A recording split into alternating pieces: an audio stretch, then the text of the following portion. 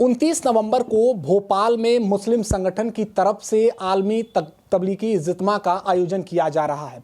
इसको लेकर मुस्लिम संगठन ने यह फैसला लिया है कि वहां पर हिंदू दुकानदारों को भी इजाज़त दी जाएगी दुकान लगाने की। ऐसे में अब देश में इस बात पर चर्चा शुरू हो चुकी है कि क्या महाकुंभ आयोजन में मुस्लिम जो हैं वो दुकान लगा सकेंगे कि नहीं, क्योंकि इस बात को लेकर पहले भी चर्चा की जा रही थी। कुछ धर्माचार्यों ने विरोध जताया था कि महाकुंभ में जो मुस्लिम हैं वो दुकान न लगाएं। इस पर बातचीत के लिए हमारे साथ अखिल भारतीय संत समिति के राष्ट्रीय महामंत्री स्वामी जितेंद्रानंद सरस्वती हैं, हम उनसे बात करेंगे। महाराज जी, पहले भी आपने विचार स्पष्ट कर दिया है कि महाकुंभ आयोजन में जो है मुस्लिम दुकानदार नहीं लगा सकेंगे, तो क्या एक पहल हो सकती है जब 29 नवंबर को आयोजन को लेकर मुस्लिमों की तरफ से यह पहल की जा रही है?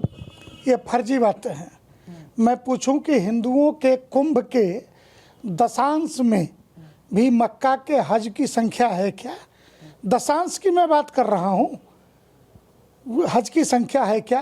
तो इनके इत्तेजमा, इनके आलिमी ये कितने जुट सकते हैं? 10 लाख, 15 लाख, 20 लाख। हमारे मौनी अमावस्या पे स्नान में 5 से 8 करोड़ हिंदू एक दिन में स्नान करने वाले हैं कुंभ के अंदर।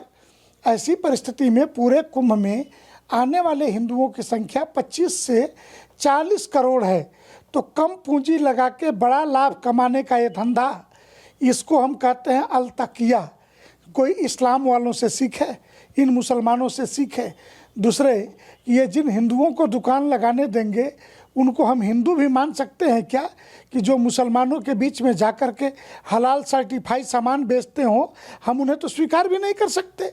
और ऐसी परिस्थिति में ये कुंभ से ऐसे विषयों की तुलना करना ही मैं मानता हूँ मीडिया जगत के लिए नादानी है।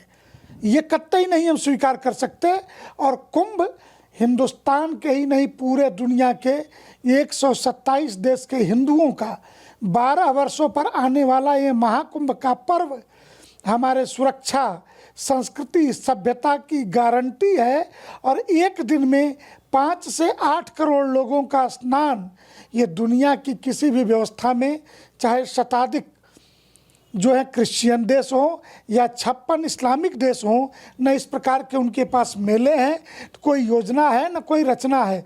तो 10-5 लाख के संख्या के उसमें 4 खोमचे लगवा करके हमारे कुंभ में घुसने का नाजायज प्रयास मत करें, ये उनके हित में अच्छा होगा।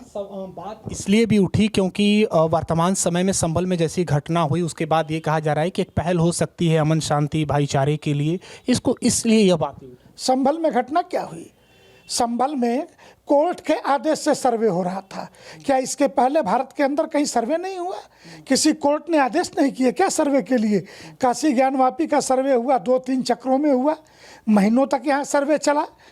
क्या वहाँ पे भोजशाला का सर्वे नहीं हुआ कि मथुरा का सर्वे नहीं हुआ? सारे सर्वे हुए। तो क्यों संभल में ही कल्की पीठ के उस भगवान कल्की के स्थान के सर्वे को ही लेकर के बवाल हुआ? स्वाभाविक था कि वहाँ मुस्लिम बहुसंख्यक था और उसने तय कर लिया कि हम पुलिस को मार डालेंगे। ये कोर्ट, ये चुनौती हिंदू समाज को या उत्तर प्रदेश में योगी आदित्यनाथ की सरकार को नहीं थी, ये चुनौती न्यायपालिका को दी गई। ये आदेश किसका था? न्यायपालिका का कि सर्वे होगा। कौन गया था? कोर्ट कमिश्नर गया था। कोर्ट कमिश्नर और न्यायपालिका के आदेश की सुरक्षा के लिए पुलिस फोर्स लगाई गई थी। और उस पुलिस फोर्स पर बेइंतहा पथराव क्या दर्शाता है? ये स्वाभाविक है कि भारत के लॉ एंड ऑर्डर, विशेषकर उत्तर प्रदेश में योगी आदित्यनाथ को चुनौती दी गई कि न्यायालय के आदेश का, और प्रकारांतर से न्यायालय को धमकी दी गई कि तुम हमारे विरुद्ध आदेश पास करोगे तो हम लाशें बिछा देंगे। ये धमकी है। इसलिए संभल कोई भाईचारे का सबूत नहीं है। ये भ्रम छोड़ दीजिए कि संभल में कोई भाईचारा दिखाने की कोशिश हुई है।